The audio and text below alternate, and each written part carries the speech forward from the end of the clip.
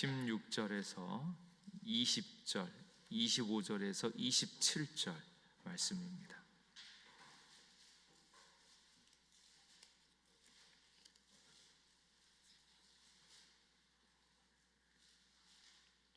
요한복음 14장 16절에서 20절, 25절에서 27절 말씀입니다. 한 절씩 교독하겠습니다. 내가 아버지께 구하겠으니 그가 또 다른 보혜사를 너희에게 주사 영원토록 너희와 함께 있게 하리니 그는 진리의 영이라 세상은 능히 그를 받지 못하나니 이는 그를 보지도 못하고 알지도 못함이라. 그러나 너희는 그를 아나니 그는 너희와 함께 거하심이요 또 너희 속에 계시겠음이라. 내가 너희를 고아와 같이 버려두지 아니하고 너희에게로 오리라. 조금 있으면 세상은 다시 나를 보지 못할 것이로되 너희는 나를 보리니 이는 내가 살아있고 너희도 살아있겠음이라. 함께 읽겠습니다. 그 날에는 내가 아버지 안에 너희가 내 안에 내가 너희 안에 있는 것을 너희가 알리라. 아멘. 25절 내가 아직 너희와 함께 있어서 이 말을 너희에게 하였거니와 보혜사 곧 아버지께서 내 이름으로 보내실 성령 그가 너희에게 모든 것을 가르치고 내가 너희에게 말한 모든 것을 생각나게 하리라. 함께 읽겠습니다. 평안을 너희에게 끼치노니 곧 나의 평안을 너희에게 주노라. 내가 너희에게 주는 것은 세상이 주는 것과 같지 아니하니라. 너희는 마음에 근심하지도 말고 두려워하지도 말라. 아멘.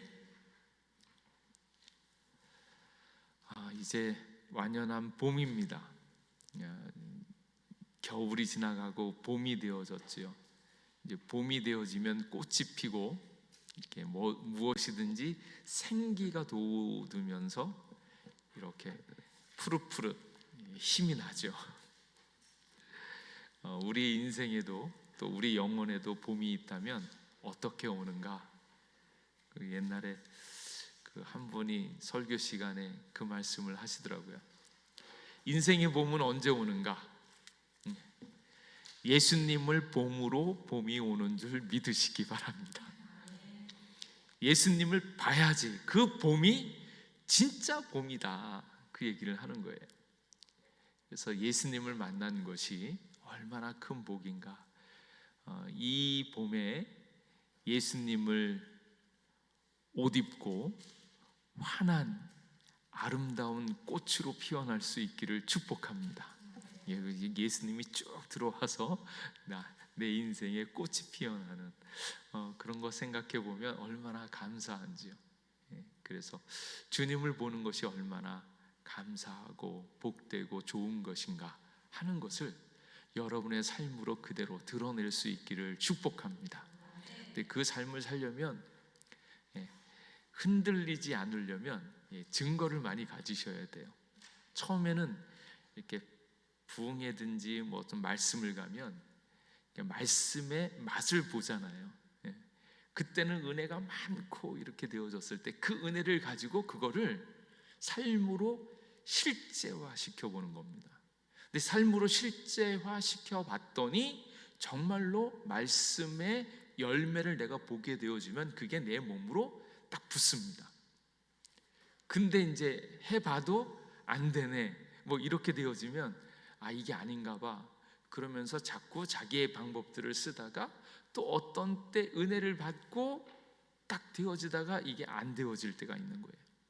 근데 이제 그것을 이제 새롭게 내 몸에 붙이려면 그 하나님을 따라가는 삶, 예배의 삶, 말씀의 삶, 은혜의 방편들을 계속 꾸준히 하면서 그 안에 성령의 역사를 기다리는 겁니다. 이제 그러면 그 은혜가 내 삶에 실제로 경험되어지니까, 그리고 영적인 성장과 영적인 확신이 있으니까 흔들리지 않고 내 삶이 딱 이렇게 정리가 되어지고 그 삶으로 쭉 나아갑니다. 말씀을 이제 주중에 이렇게 저렇게 이제 설교 말씀을 듣는데, 하나님이 사랑이십니다. 이 어떤 것보다 하나님을 사랑해야 됩니다. 막 이렇게 말씀을 하시더라고요. 근데 이제 그 말씀을 가만히 듣는데, 하나님을 사랑하라고 하는데 그게 쉬울까? 이제 이 생각이에요. 왜냐하면 하나님과의 관계가 없잖아요.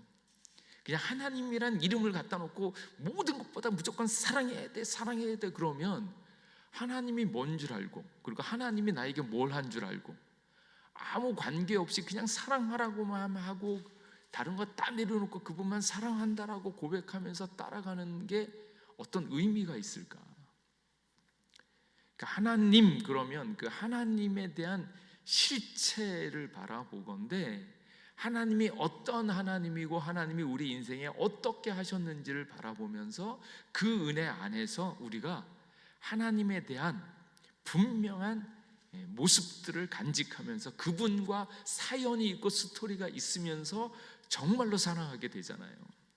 그냥 하나님 사랑해야 된다라고만 얘기하는 게 아니라, 그 얘기도 맞겠지만 하나님이라고 하면 그 하나님에 대한 실체 내지는 정체성 내지는 그것에 대한 이야기들이 내 인생하고 어떻게 결부가 되어졌고 정말로 하나님이 나를 얼마나 사랑하는지에 대한 확증이 있을 때 우리도 주님을 더 사랑할 수 있는 거잖아요. 인간이 그냥 사랑해야 된다라고만 해서 사랑할 수 있으면 그 사랑이 얼마나 깊을까? 그렇지 않다라는 거예요. 그래서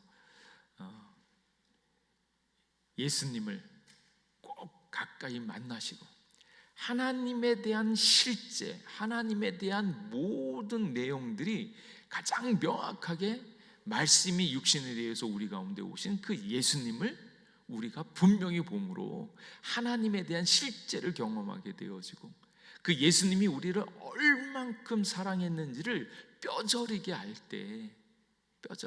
때 우리는 그 사랑으로 주님을 사랑할 수 있게 되어집니다.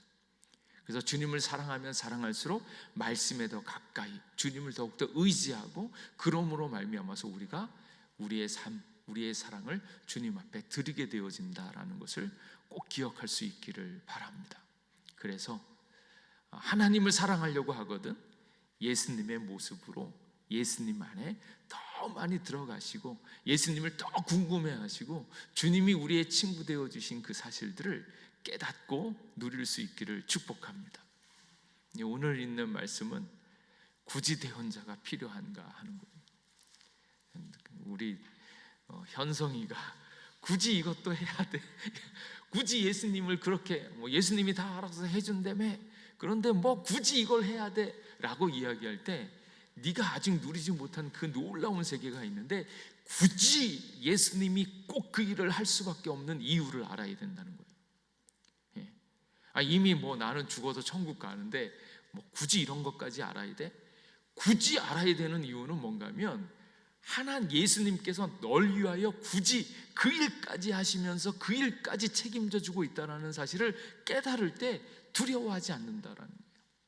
그러니까 이 금요일 이 귀한 시간에 굳이 예수님을 더 깊이 보는 겁니다. 예수님께서 마지막 일 십자가의 죽음을 감당하시잖아요. 십자가의 죽음이 있은 후에 부활하시고 그 다음엔 승천하시죠. 우리 눈에 안 보이도록 하늘로 올라가십니다. 일단은. 근데 그때 예수님께서 이 땅에서의 사역을 다 마치시고 하늘로 올라가려고 할 때 어떤 마음이었을까? 그리고 괜찮을까? 하나님의 말씀을 지키면서 그 말씀의 흥왕이 일어나면서 하나님께서 만들고자 하는 그 하나님의 나라가 만들어질 거라고 확신하면서 갔을까? 그때 예수님의 마음, 예수님의 가장 큰 관심이 무엇이었을까? 그거예요. 예수님이 이 땅에서 하시면서 하신 일이 무엇이었을까요? 제자들을 만들었잖아요. 근데 제자들을 열심히 3년 동안 제자 훈련 시켰는데 이 베드로가 주는 그리스도시요 살아계신 하나님의 아들입니다. 오, 너무 잘했어. 야, 너 위에 교회를 세우면 될 것 같아. 교회의 반석이야. 이렇게 얘기를 해놓고, 이제 그러면 예수님이 가시고 나면 뭐가 서죠? 교회가 서잖아요. 근데 이 교회를 세워야 될 이 베드로가 나중에 뭐 합니까? 배반을 하잖아요. 배반할 게 눈에 뻔히 보이고 열심히 3년 동안 제자 훈련 시켜놨는데 그 제자들이 예수님의 뜻을 알아채지도 못하고 파악도 안 되고, 예수님께서는 이제 내가 마지막일 십자가를 질 거다 그랬더니 옆에서 야, 이제 네가 크냐 내가 크냐, 너가 영의정할래 내가 우의정할래, 니그래도 내가 더 좋은 거 해야지, 이러고 싸우고 있는 그 제자들, 그걸 보면서 야, 이거 큰일 났다. 하나님의 나라가 이루어져야 되는데 야, 이 얘네들 믿고 내가 천국으로, 하늘로 올라갈 수 있을까? 이 걱정이지 않을까? 저만 걱정이죠. 예수님은 확실하게 믿고 가셨겠죠? 예수님이 믿으니까 갔겠죠? 근데 그 순간에 여러분 생각하기에도 이 불안한 제자들, 파악하지도 못하고 주님의 뜻을 알지도 못하고, 더 심각한 거는 제자들이 자기도 자기를 몰라.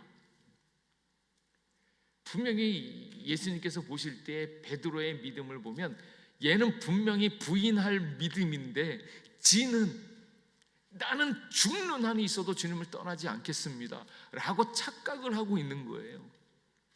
그러니까 지금 예수님이 제자들을 바라보고 있는데 제자들이 스스로 자기도 모르고 있고 주님께서 하신 말씀도 모르고 있고, 그 순간에 예수님이 나는 십자가를 지고 나면 하늘로 올라갈 텐데 도대체 무슨 계획이 있느냐? 여러분은 어떠세요? 우리 예목교회가 이렇게 시작이 됐잖아요. 예목교회가 잘 될까? 기둥과 같은 이렇게 우리 집사님들, 권사님들 계시니까 든든하게 서갈겠지, 이렇게 생각이 드세요? 아니면 아직도 부족한 것 같고 연약한 것 같은데 이게 잘 되어질까 염려스럽지 않습니까? 그럴 때가 있잖아요. 정말로 기둥같이 일을 잘할 것 같으신 분이 잘못 이해하고 부족하고 연약하고 또 때로는 떠나가기도 하고 이런 일들을 바라보건대 이게 될까? 뭐 이런 느낌, 이런 마음. 그 순간에 예수님께서도 똑같이 그 상황을 보는 거예요. 지금까지 구약에 있어서 그렇게 말씀을 놓고 이스라엘을 통하여서 역사하고 그랬는데 주님의 나라가 온전히 이루어지지 않고 주님께 돌아오지 않는 이스라엘 백성들, 수많은 선지자들을 보내고 종들을 보내고 그랬는데 실패했던 모습, 그게 너무너무 답답하니까 종들을 보내다가 이제는 누가 왔어요? 아들이 와서 했더니 아들을 어떻게 합니까? 죽여버리잖아요. 그 상황에 그러면 아들도 이제 죽고 끝났는데, 그러면 그동안 열심히 애를 썼던 제자들이 잘하기를 바라는 마음에 기적도 보여주고 막 실습도 다 시켜주고 그랬는데 그 막판에는 이게 하나도 안 되어 있는, 이 상황을 보면서 예수님이 발 뻗고 주무실 수 있었을까? 그런데 예수님께서 과감하게 흔들리는 제자들을 놓고 마지막으로 십자가를 지고, 그리고 부활 때에 부활한 몸을 봤으면서도 의심하고 있는 제자들이 있는 그 가운데 그들을 주님께서 과감히 세워놓고 승천하셨다라는 거예요. 왜 승천하셨는가? 도대체 예수님의 대안은 뭔가? 이게 오늘 있는 이 말씀인 거예요. 예수님의 대안은 무엇이었나? 그것은 바로 성령님이시다라는 거예요. 두 번째 보면 3년이나 예수님과 함께 배운 사람들이 여전히 그분의 일을 이해하지 못했고 그분을 깊이 알지 못한 이 문제의 해법은 바로 성령님이시다라는 거예요.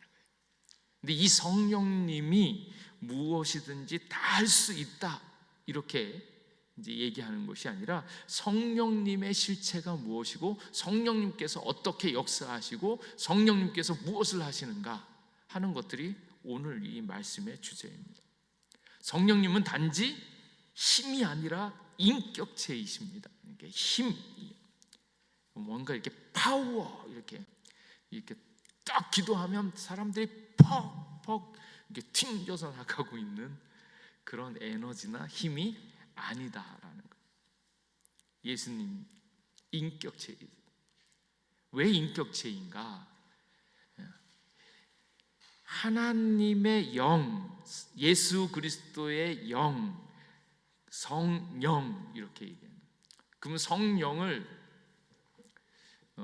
이야기를 영어로 하면 뭡니까? Holy Spirit이잖아요. 그 어떤 성경에는 뭐라고 나오냐면 Holy Ghost 이렇게 나옵니다. 근데 고스트는 뭐예요? 영이라는 거죠. 우리 또 고스트 하면 뭐가 생각이 납니까? 귀신, 유령도 생각나잖아요. 고스트 버스터 뭐 이러잖아요. 근데 그것 자체가 영이라고 하는 것들은 눈에 보이지 않는 또 다른 실체들이야. 인간도 영이잖아요. 근데 이 보이는 육체가 영은 아니잖아요. 우리 안에 있는 보이지 않는 우리의 정말로 인간의 핵심인 영이 있다 그러잖아요. 그러니까 영의 특징은 무엇인가 하면 영 그러면 하도 그렇지만 그 실제는 보이지 않는 그 사람의 그 깊은 영적인 존재들, 그걸 영이라고 하잖아요. 근데 성령이라고 하면 거룩한 영이에요. 그건 일반적인 영들하고 다르다라는 거예요. 그래서 영들을 분별할 때는 뭘 분별합니까? 이게 하나님의 영인가 인간의 영인가 사단의 영인가 이것들을 구별해야 되는데, 이때 홀리 고스트, 홀리 스피릿 하면 그것은 다르다라는 거예요. 일반 영들하고 전혀 다른 하나님의 영을 이야기할 때 홀리 스피릿이라고 하는 거예요. 근데 그 거룩한 영이에요. 근데 거룩한 영은 아주 다르다는 영인 거고, 그것의 실체는 하나님의 영, 예수 그리스도의 영 이렇게 표현을 할 수 있죠. 근데 이 성령님은 인격체이시다라고 이야기하는 것이 왜 그런가 하면 그리스도의 영이기 때문에 그러잖아요. 그러니까 어떤 한 존재임과 동시에 그리스도와 동일한 이 영을 이야기할 때 성령님이다라는 거예요. 그래서 헬라어에서 영 그러면 그것은 남성, 여성, 중성 이렇게 얘기하면 중성으로 쓰입니다. 왜냐하면 남성도 아니고 여성도 아니고 뭔가 이렇게 존재하는 거기 때문에. 근데 예수님께서 그것을 이야기할 때 항상 그라고 표현하면서 인격체로 말씀하고 계시다라는 거예요. 그러니까 성령님이 인격체로서 영이시다라는 것을 이야기해주고, 두 번째는 그분은 예수님이 떠나셔야 오신다라는 거예요. 요한복음 16장 7절에 내가 떠나가지 아니하면 보혜사가 너희에게로 오시지 아니할 것이요 가면 내가 그를 너희에게로 보내리니 이렇게 말씀합니다. 그런데 다른 한편으로 내가 너희에게로 오리라 라고 얘기하는 거예요. 이게 나는 가서 안 온다, 나는 가니까 갔다, 근데 나는 너희에게 오리라. 근데 오는 방식이 무엇인가 하면 그리스도의 영 성령으로서 우리 가운데 오신다라는 거예요. 그러니까 예수님과 성령님은 하나인 거죠. 하나인 거. 그래서 바로 이 인격체를 통해 제자들은 앞으로도 예수님을 볼 수 있지만 그분의 몸으로 계시지 않기에 세상은 그분을 볼 수 없다라는 거예요. 우리는 어떻게 봅니까? 영으로서 예수님을 만나는 거예요. 그래서 어떤 의미에서 그분은 가시지만 다른 의미에서 아버지께서 보내실 이 인격의 매개로 말미암아 변함없이 임재하신다. 그래서 예수님은 지금도 우리와 함께 계신다라는 거예요. 그래서 가끔 어떤 분들은 막 기도를 할 때 예수님은 제껴놓고 무조건 성령의 역사하소서, 성령의 역사하소서 그러는데, 성령님께서 하시는 가장 큰 일은 무엇인가 하면 예수님의 영이기 때문에 예수님의 일을 그대로 하십니다. 예수님을 빼고 일할 수가 없습니다. 그래서 예수님께서 오셔서 하신 그 모든 것들을 생각나게 할 뿐만 아니라 그 모든 것들을 실현하는 분이 바로 성령님이시고, 바로 예수님이 성령님으로서 우리 가운데 오신다라는 사실을 깨달을 수 있기를 간절히 원합니다. 근데 더 좋은 건 무엇입니까? 옛날에 예수님은 뭐예요? 육체를 입고 있기 때문에 여기 계시지만 저기 계시지는 않았어요. 그때 이스라엘에 계셨잖아요. 영으로서는 역사하실지 모르지만 이스라엘에 계신 분이 한국에 올 수는 없다고요. 육체를 입고 있기 때문에 따로 있었죠. 그런데 예수님께서 이제 육체가 아니라 영이기 때문에 동시다발적으로 동일하게 한꺼번에 쫙 역사도 이제는 가능하다. 예수님을 지금 직접 만나고 역사할 수 있는 그 역사가 성령님으로 인하여서 모든 사람들에게 가능해졌다라는 사실을 깨달을 수 있기를 축복합니다. 그래서 예수님이 떠나셔야지만, 육을 가지셨던 예수님이 떠나셨을 때 그 다음에 보혜사가 우리 가운데 온다라는 거예요. 그리고 세 번째로 그분, 이 인격적 존재는 또 다른 보혜사, 이때 이제 보혜사가 무엇인가 하면 위로자, 조력자, 상담자, 대언자이시다. 여기서 오늘 우리가 주목해야 되는 부분은 무엇인가 하면 대언자입니다. 대언자. 이 대언자라는 개념이 복음의 가장 중요한 실체를 형성하고 있기 때문에 이 대언에 대한 복음의 역사를 깨닫고 마음껏 자유하고 기쁘고 즐거워할 수 있기를 축복합니다. 이게 너무 감사한 것이 무엇인가 하면 복음을 아는데 복음의 내용들이 어떻게 쭉 펼쳐져 가는지를 사람들이 잘 몰라요. 그냥 예수님 믿으니까 우리는 천국 가, 이게 복음인 줄 아는데 그렇지 않고 우리의 삶을 대언자 되어주신 예수님께서 우리 삶을 어떻게 보호하시고 어떻게 책임지시고 어떻게 인도하시는지를 정확하게 알게 되어졌을 때 우리는 정말로 인생이 얼마나 기쁘고 즐거운지, 의미 있게 살아갈 수 있는지를 볼 수 있습니다. 그래서 이것을 이렇게 다루면서 가르쳐주는 본문들이 많은데 오늘 있는 이 본문은 정말로 예수님께서 우리에게 대언자 되어주신다라는 것을 깊이 있게 깨달을 수 있기를 축복합니다. 그래서 이제 첫 번째 대언자, 바로 예수님입니다. 대언자라고 이야기를 하면 이제 원어로는 파라클레테라는 말입니다. 제가 이제 본문에는 그게 나오는데 여기에는 안 적었어요. 왜냐하면 너무 양이 많아가지고 제가 줄였는데 파라클레테라는 거예요. 근데 클레테라는 말은 동사로서는 파라칼레오입니다. 근데 그 칼레오라는 말은 무엇인가 하면 부르다라고, 명한다, 부르다라는 거예요. 그래서 우리가 잘 알고 있는 교회를 뭐라고 그러냐면 에클레시아 그러잖아요. 그때 에크, 밖으로, 클레시아, 에클레시아, 클레오 이렇게 되어졌을 때 그때도 부르심입니다. 불러서 밖으로 끄집어낸 사람들이 교회라고 이야기를 할 때 이렇게 부르다라고 칼레오라고 이야기하고요. 그 파라는 무엇인가 하면 바로 옆에, 비사이드, 옆에 이렇게 있습니다. 그러니까 우리 옆에서 같이 불러주신다라는, 부르셔서 옆에 계신다. 그래서 힘을 써서 사람을 부르는 이렇게 능동적인 의미와 우리 곁에 서셔서 공감하고 관계를 맺고 상대방의 입장에 같이 한다라고 하는 수동적인 의미가 같이 붙어져 있다는 거예요. 그래서 파라클레테, 대언자라는 이야기는 우리를 위하여 소리를 내시고 부르시는 것과 우리 옆에서 우리를 공감하면서 다 도와준다라는 개념이 같이 붙어 있다는 거예요. 그래서 선지자적인 도전, 무언가 외치면서 이것을 할 수 있는 그것과 제사장적인 공감, 제사장적인 도움이 결합되어져 있다라는 거예요. 그러니까 예수님이 대언자 되어 주신다라는 것들은 우리를 위하여 선지자의 일과 제사장의 일들을 같이 한다는 거예요. 그러니까 대언자하고 가장 비슷한 말이 무엇인가 하면 변호사입니다. 변호사.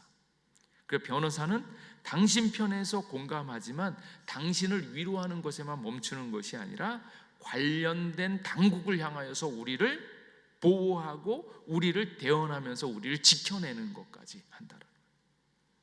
그래서 이 대언에 대한 예수님의 복음의 역사를 잘 누리셔야 됩니다. 이 대언자라는 말에는 두 가지 함포되어져 있는 얘기가 있는데, 그 중에 첫 번째가 무엇인가 하면 대언이라고 하는 그 상황 자체가 정의의 법정 심판이 있음을 암시한다라는 거예요. 그래서 이제 이 하나님이 만들어 놓은 이 세계, 그리고 우리가 이 땅에 왔을 때 모든 사람들이 알고 있는 것은 이 모든 세계가 끝나고 나면 우리는 반드시 주님의 심판대 앞에 선다라는 거예요. 그리고 그 심판대 앞에 섰을 때 우리는 판단을 받고 심판을 받는다라는 사실이 자명하다라는 거예요. 그래서 우리가 서게 될 법정은 우주적이고 또 신적인 곳이다. 그러니까 많은 사람들이 이것을 잘 부인하려고 하죠. 그런데 신의 심판은 존재하고 공의의 법칙은 예리하고 공정하고 정직하다. 그래서 세상을 이제 살아보시면 이제 반드시 알게 되어지는 사실들이 뭔가 하면 내가 잘했나 못했나? 그리고 죽으면 누군가 앞에 가가지고 심판을 받잖아요. 그래서 예수님을, 하나님의 나라에 대해서 잘 모르시는 분들도 반드시 무슨 관념이 있냐면 착하게 살면 천당 가고 나쁜 짓 하면 지옥 간다. 그러니까 판단이 뭔가 있을 거고 그 판단의 결정에 의해서 누구는 천당을 가고 누구는 지옥에 가고 계속 모든 세상 사람들의 관점에는 그게 있어요.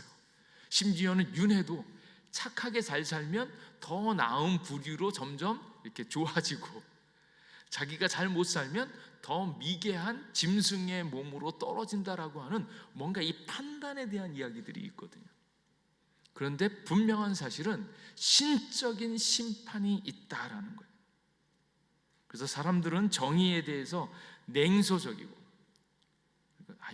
올바로 살아서 뭐해, 뭐 다 거기서 거기지 뭐 이러면서 그러거나 자기 기만, 대충 살아도 될 것 같고 천국이 없는 것처럼 살아가고 있는 자기 기만과 거짓을 정당화하지만 우리를 주관할 정의의 법정이 존재한다는 것을 다 알고 있습니다. 그래서 심판대 앞에 우리는 서 있다라는 거예요. 그리고 그 문제가 우리에게 너무너무 심각한 것은 나중에 죽어서 가는 문제로 끝나는 것이 아니라 그것에 대한 두려움 내지는 그것에 대한 존재가 오늘 우리의 삶을 꽉 붙잡고 있다라는 겁니다. 그래서 나중 문제가 아니라 지금 당장의 문제다. 그래서 사람들은 거기에 자존감 부족, 수치심과 죄책감 같은 이름으로 다른 사람에게 책임을 전가합니다. 그러니까 자기가 감당이 안 되어지니까 첫 번째로 잊어버리려고 하고 생각하지 않으려고 하고, 너의 인생의 끝이 무엇인가, 죽을 것, 그리고 그 후에는 무엇이 있는가 생각해야 되는데 많은 사람들은 감당이 안 되어지고 두려우니까 그것을 아예 생각도 안 하고 그냥 열심히 텔레비 보거나 미디어를 보거나 뭔가 딴짓을 하면서 흥청망청 세월을 보내려고 하죠. 그런데 찬찬히 생각해 보면 우리에겐 끝이 있고 끝에 심판이 있다는 것을 알 수 있습니다. 그것을 정확하게 우리에게 찝어주고 있는 것이 있는데 그것이 무엇인가 하면 양심이에요. 인간의 양심이에요. 그래서 양심이 자기 안에서 작동을 하면서 건강한 사람도 자신의 삶과 감정과 자의식 속에서 정의의 법정을 열고 깨어있는 순간에 이를 적용하면서 삽니다. 말하지 않는데도 불구하고 자기가 계속 양심을 가져다 놓고 자연법이라고도 이야기를 하거든요.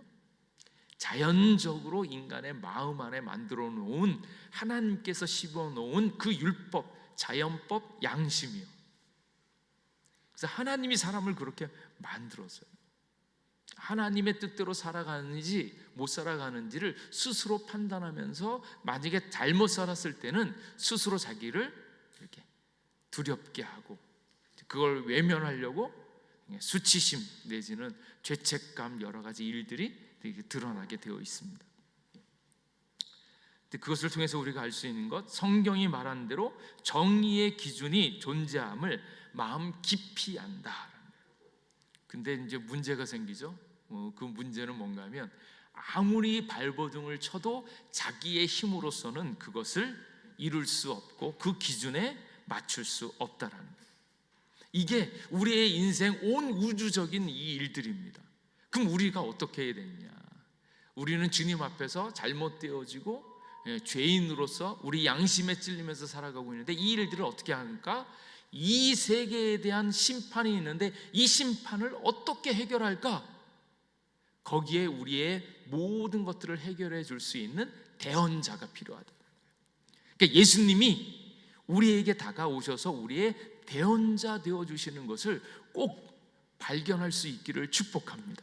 그러니까 예수님께서 나 십자가에서 죽을래, 난 십자가 위에서 너희들을 위해서 죽을게, 거기에서 멈추는 것이 아니고 우리의 존재, 우리의 인생을 굳이 찾아오셔서 내가 너의 대언자가 되어줄게 라고 이야기하시는 예수님의 사랑을 볼 수 있기를 간절히 원합니다. 근데 그 법정에 이 대언자가 너무너무 필요하다라는 거예요.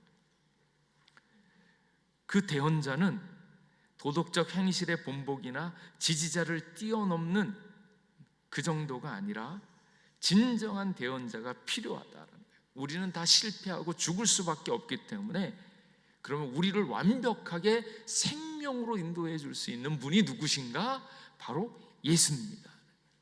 그래서 말만 똑똑히 하고 있는 똑똑한 대언자가 아니라 아주 우리를 정말로 구해낼 수 있는, 죄를 없이 할 수 있는 설득력 있는 그런 대언자야 되어야 한다. 요한일서 2장 1절 말씀에 나의 자녀들아 내가 이것을 너희에게 쓰면 너희로 죄를 범하지 않게 하려 함이라. 만일 누가 죄를 범하여도 아버지 앞에서 우리에게 대언자가 있으니 곧 의로우신 예수 그리스도시라.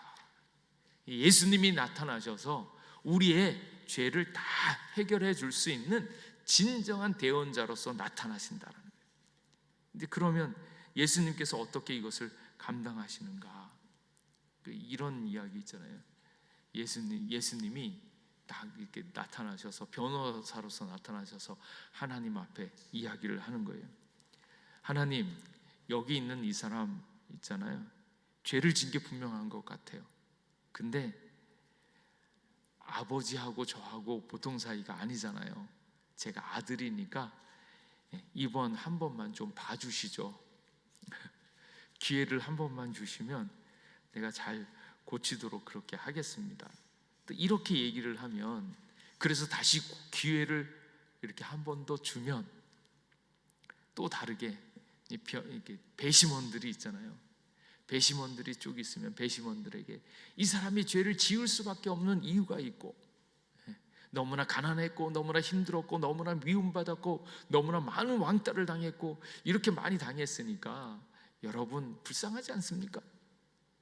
불쌍하지 않습니까? 그렇게 한번 봐줘야 되지 않겠습니까? 그래서 거기를 설득해가지고 지금은 무죄를 받았다라고 얘기를 해요. 그러면 그 다음에는 이게 해결이 되어질까? 이 법정에는 무엇이 있는가 하면 하나님의 법이 있잖아요. 온 세계를 만드신 하나님께서 말씀하여 주신 그 말씀이 있고 그 법이 있는데 법을 어긴 채 기회를 넘긴다고 해서 이것이 해결되어질 것이 아니다라는 거예요. 그런데 그 예수님께서 오셔서 자비를 베풀어 주셔서 기회를 한 번 더 주십시오. 이미 자비라고 이야기를 하면 예수님을 대언자로 주신 것 자체가 자비이고, 예수님이 준비되어져 있다는 것이 자비니까 예수님께서 또다시 자비를 구할 수 없다라는 거죠. 그때 예수님께서 하시는 것이 무엇인가? 이 일들을 어떻게 해야 되는가? 하나님의 법이 있을 때 그 법을 어떻게 해결하는가? 이때 필요한 것이, 법정에 기소될 때 우리에게 필요한 것이 정말로 우리에 대한 죄값을 완벽하게 해결해 줄 수 있는, 그러면서도 우리에게 죄 없음으로 만들어 줄 수 있는 대언자가 필요하다는 거예요. 우리는 죄인이니까 죽을 수밖에 없고 내가 나 자신을 새롭게 할 수가 없습니다. 그래서 구원은 우리에게 나는 것이 아니에요. 근데 그때 예수님이, 유일하신 예수님이 실력 있고 능력 있고 정말로 설득력 있는 대언자이신 것이 분명한 것은 바로 이것 때문입니다. 그게 뭔가 하면 예수님의 논거, 아버지여 내 백성이 죄를 범하였으니 법대로 죄의 삭은 사망, 사형입니다. 그러나 이 사람의 죄값을 내가 치루었나이다 라는 거예요. 자비를 베풀어 달라고 이야기하는 것이 아니라 여기에 이 사람이 죽어야 될 죄가 이미 내가 갚았고 내가 죽었습니다. 여기에 죽음의 흔적인 내 피를 보소서. 십자가에서 내가 죄의 형벌을 다 당했사오니 같은 죄를 2번 벌하심은 의롭지 못하옵니다. 그래서 내가 그들을 위하여 자비를 구하는 것이 아니라 정의를 구합니다. 그러니까 예수님께서 우리를 위하여 죽으셔서 우리의 죄를 다 갚으셨으니까, 주님 당신은 의로우시잖아요. 당신은 반듯하시잖아요. 당신은 거룩하시고 의롭게 행하셔야 되니까 나는 당신에게 정의를 요구합니다. 내가 이미 이 사람의 죄 때문에 죽었으니까, 내가 죽었으므로 이미 값이 갚아졌으니까 당연히 이 사람은 이대로 살아서는 안 됩니다. 이제는 생명이 있고 살려야 되고 하나님의 뜻대로 이제는 그 좋은 은혜와 복을 허락하셔야 됩니다. 그렇게 공의, 정의를 구하면서 주님 앞에 나아가는 거예요. 그때 이 대언자가, 이 일들을 할 수 있는 유일한 대언자는 예수님 한 분밖에 없는 것을 믿으시기 바랍니다. 그래서 예수님을 믿으면 십자가에 죽으셔서 내 죄만 갚아졌습니다. 그게 아니고 예수님이 내 대언자 되어 주셔서 죄를 갚으셨고 그 후에 예수님께서 날 위하여 도우시고 살아가게 하심으로 말미암아서 예수님께 있는 그 좋은 것들을 우리에게 그대로 다 전수해 주시는 것을 믿으시기 바랍니다. 그 세계로 쭉 넓혀지는 거예요. 근데 이것이 복음의 가장 큰 핵심입니다. 그래서 예수님께서 오셔서 하신 그 복음의 내용의 가장 큰 얘기는 대속자의 은혜입니다. 대속자. 십자가가 왜 의미가 있는가? 나를 향한 대언의 역사가 있기 때문에 그래요. 그래서 구약에서 계속 보면 무엇입니까? 계속 대언, 대속이에요. 그래서 고멜 제도가 있잖아요. 이 사람이 죄를 졌는데, 이 사람이 망했는데 누군가 대신해 줄 수 있는, 인간이 죄를 졌는데 동물의 피를 흘리면서 다시 대신 죽게 만들었죠. 그러나 그렇게 하는 것들은 반복적이니까 진짜 죄 없는 하나님의 어린 양이 죽게 되어지는 그 모든 역사의 그 가장 큰 배경은 다른 데 있는 것이 아니라 예수님께서 우리의 대언자 되어주시면서 자비일 뿐만 아니라 정의를 요구하면서 우리의 삶들을 완벽하게 회복하게 되어지는, 더 나아가서 우리의 삶을 방향을 주님께로 나아가면서 인생을 살아갈 수 있는 기쁨과 즐거움을 누릴 수 있는 그 은혜가 열려지는 것은 바로 이 예수님, 대언자 되신 예수님으로 말미암는다라는 것을 믿으시기 바랍니다. 그래서 예수님의 주장이 옳을진데 이것은 무오한 논리다, 논거다, 잘못이 없는 완벽한 증거다. 이것을 잘 이해하실 때 우리는 주님 앞에 담대할 수 있습니다. 나는 예수 그리스도의 보혈을 가짐으로 넉넉히 이긴다라는 것을 알 수 있다라는 거예요. 그래서 당신이 그리스도인이라면 하나님이 당신을 보실 때 그리스도 안에서 보신다는 뜻이다. 대언자이신 예수님과 연합해 있으므로 아버지께서 신자들을 예수님으로 말미암아 의롭고 아름답고 온전하게 여겨주신다는 뜻이다. 그래서 예수님을 믿으면서 여전히 자기 공로 세우려고, 자기 역사를 많이 만들어서 자랑받으려고 이렇게 할 때가 많은데, 그것은 예수님이 나를 위하여 행하신, 예수님께서 얻으신 그 의와 예수님께서 얻으신 그 반듯하고 놀라운 하나님의 역사를 대신할 수가 없습니다. 그래서 인간의 힘으로 예수 그리스도를 잘 믿어서 뭔가를 하나님 앞에 공덕을 쌓으려고 하는 것, 아무리 해봐야 거미줄과도 같다. 큰 볼링공이 있으면 그 볼링공을 거미줄로 들어 올릴 수가 없습니다. 그런데 예수님께서는 그 무거운 볼링공을 드러낼 수 있는 힘과 능력이에요.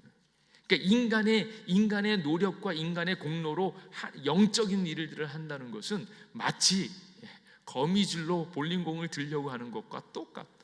그게 아니라 예수 그리스도를 믿을 때 그 큰 역사를 우리가 그대로 경험하게 되어지는 거. 그래서 예수님을 믿음으로, 예수님의 은혜로 말미암아서 그 세계를 누릴 수 있기를 축복합니다. 그래서 첫 번째 대언자의 직무는 아버지 앞에 내가 이룬 일을 보시고 이제 그들을 내 안에서 받아주소서. 예수님 안에서 나 자신을 바라볼 때 하늘의 놀라운 세계가 펼쳐진다라는 거, 그리고 그것을 실제로 경험하게 된다라는 것을 깨달을 수 있기를 축복합니다. 그게 첫 번째 대언자고요. 두 번째 대언자는 누구신가? 바로 성령님이에요. 그래서 성령님이 오셔서 예수님께서 행하신 모든 일들을 다 생각나게 하고 그것을 확실하게 가르쳐 주시고, 그러므로 말미암아서 그 세계를 우리 각 사람이 실제화시킬 수 있다라는 거예요. 그래서 정말로 그 제자들 보면 한편으로는 오늘날 많은 그리스도인들이 능력 있고 힘 있는 목사님을 쫓아다니는 수많은 사람들이 있는데, 그들을 보면 이 생각이 드는 거예요. 예수님을 직접 보고 예수님의 직접적인 그 역사와 기적을 체험한 제자들은 어떻게 됐는가?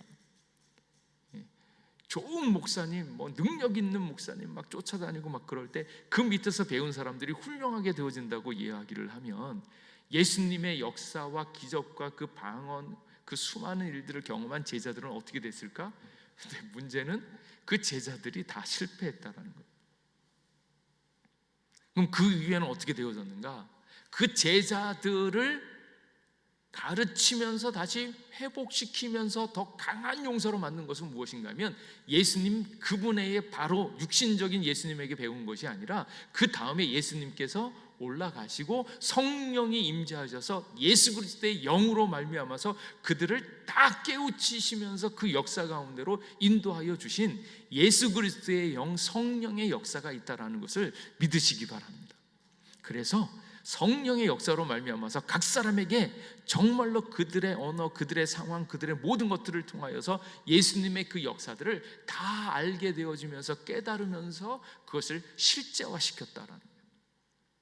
그래서 어떤 사람은 예수님을 만나서 배웠더라면 더 좋았을 텐데, 그게 아니고 이제는 성령님으로 말미암아서 그리스도의 영으로 말미암아서 예수님의 놀라운 역사들을 다 깨달을 수 있기를, 그리고 그것을 실제로 경험할 수 있기를 축복합니다. 그 역사가 지금. 그래서 마침내 자신들의 깊은 뿌리 깊은 죄를 보게 하시고 궁극적으로는 예수님께서 가르쳐 주신 일을 깨우쳐 주실 것이다. 가끔은 이제 AI의 생각이 들 때가 있어요. AI가 요즘에 이 인류가 가지고 있었던 많은 지혜와 지식들을 함축해서 개개인의 상황에 맞게끔 이게 적용이 되어지잖아요. 근데 AI가 스스로 창조하는 것은 아니죠. 이미 존재했던 모든 지혜와 지식을 끌어당겨서 그것을 각 사람에게 전달하는 거거든요. 그런 걸 보면 조금 성령님께서 예수님의 AI 같은 측면이 좀 있다, 이런 생각이 드는 거예요. 왜냐하면 베드로는 베드로 나름의 과거가 있고 현재가 있잖아요. 근데 예수님도 예수님의 몸을 가지고 있기 때문에 과거가 있고 이것들이 있잖아요. 근데 예수님도 신이시기 때문에 그것을 훨씬 더 능가하겠지만, 이 시대와 그 문화에 대한 일들이 있었을 때 그 한계점이 있는 거예요. 그런데 그 모든 것을 영적으로 집약되어져서 예수님의 모든 삶, 모든 행위, 모든 것들을 다 이렇게 파악을 하고 그것을 각 사람의 상황에 맞게끔 적시적소에 잘 알도록 깨우쳐 주시는 성령님의 역사가 있다는 거예요. 그러니까 성령님께서 자기 마음대로 하시는 것은 아니고 하나님의 영, 그리스도의 영이기 때문에 예수님의 하신 모든 것들을 알고 그것 그대로 구현해 내는데 각 사람의 상황에 맞게끔 그 모든 것들을 다 보여주시는 역사가 있다라는 거예요. 그래서 성령님이 하시는 것은 예수 그리스도의 일들을 현재화시키는 겁니다. 성령님이 힘이시고 능력이고 에너지고 기로서 자기 혼자서 막 하는 게 아니고요. 그래서 성령의 역사가 나타났을 때 제일 첫 번째 하는 것이 무엇인가 하면 우리가 하나님으로부터 얼마나 멀리 떨어져 있는가 죄악을 알게 하는 거예요. 그렇게 죄악을 알게 되어지는 이유는 거룩하신 하나님을 만나니까 죄악이 드러나는 겁니다. 그걸 잘 몰라서 내가 존재로 있을 때는 내가 죄인이네 이게 먼저 느껴지는 것 같지만 내가 죄인으로 느껴지기 위해서는 하나님이 먼저 오셔서 보여줬을 때 그 하나님에게 비춰져서 내 죄악이 드러나는 것뿐인 거예요. 옛날에는 안 보였는데. 그래서 성령님의 역사 가운데 가장 큰 것은 예수님 안 믿는 사람이 예수님 믿게 하는 거예요. 자꾸 사람들이 이렇게 기적도 방언이고 표적 이런 걸 구하는데 표적은 예수님이 하나님이신 거, 하나님께서 역사하고 있다는 것을 보여주고 있는 작은 사인일 뿐이지 진짜 하시는 일들은 예수님을 알고 예수님을 믿게끔 인도하는 일들이 성령님의 가장 큰 일이라는 거예요. 그래서 성령의 역사, 성령 충만, 성령의 세례 이렇게 얘기할 때 모든 것들이 지나갈 때 본질은 하나인 것이 성령님께서 역사하시면 이 모든 것들이 때에 따라서 얼마든지 나타나는 거예요. 그러니까 성령님께서 나타나셔서 예수님께서 구원자 되어주신 그 일들을 그대로 나타내시고 그것을 바꾸어 가시는 역사를 성령님께서 행하신다라는 거예요. 그래서 예수님께서는 성령을 통하여 비로소 제자들에게 자신을 나타내리라 말씀하신다. 제자들은 마침내 예수를 보고 그 사랑의 임재를 알게 될 것이다. 그래서 성령의 역사로 말미암아서 예수님을 사람들이 다 만나게 되어집니다. 예수님은 하늘에 계시지만, 승천해서 하늘에 계시지만 성령으로서 그리스도의 영으로서 지금 우리와 항상 함께 계시다라는 역사를 그대로 보여주신다라는 거예요. 그러니까 예수님이 얼마나 좋은가. 성령님의 또 다른 이름은 예수님이에요. 예수님. 그래서 영으로 오신 그 예수님을 우리가 다 만나는 거예요. 세상은 못 본다며요. 왜? 세상은 몸만 보니까. 우리 가운데 예수님이 어디 계시냐? 우리는 영적인 눈으로 우리와 함께 계신 예수님을 알지만 세상 사람들은 몸으로 보기 때문에 모르는 거예요. 알지도 못하는 거예요. 그러나 예수님을 믿는 사람은 성령으로서 지금도 우리와 함께 계신 예수님을 만날 수 있다라는 것을 기억할 수 있기를 바랍니다. 그리고 은혜의 방편, 역사하시는 성령님께 귀를 기울이라. 두 번째 대언자이신 성령님의 직무는 심중의 법정에서 당신을 설득하되, 우리의 마음에 뭐가 있다고요? 법정이 있다고요. 양심의 법정, 끊임없이 괴롭히고 있는 그 법정에서 당신을 설득해서 그리스도 안에서의 참된 정체성을 논거로 제시하며 당신이 부자임을 밝힌다. 당신이 예수 그리스도로 말미암아서 얼마나 큰 부자가 되어졌는지를 깨달으셔야 됩니다라는 거예요. 그래서 그런 얘기를 나와요. 당신이 억만장자라고 생각을 해보세요. 그런데 오늘 어떻게 오다가 자기도 모르는 사이에 10,000원짜리 이렇게 있는데 10,000원짜리 3장 가지고 나왔는데 오다가 이렇게 택시 타고 오다가 자기도 모르게 10,000원이라 그래서 10,000원을 줬는데 와서 보니까 한 장밖에 없는 거예요. 그때 무슨 생각이 들어요? 내가 아까 택시 기사한테 혹시 한 장을 줬어야 되는데 2장 준 거 아닌가?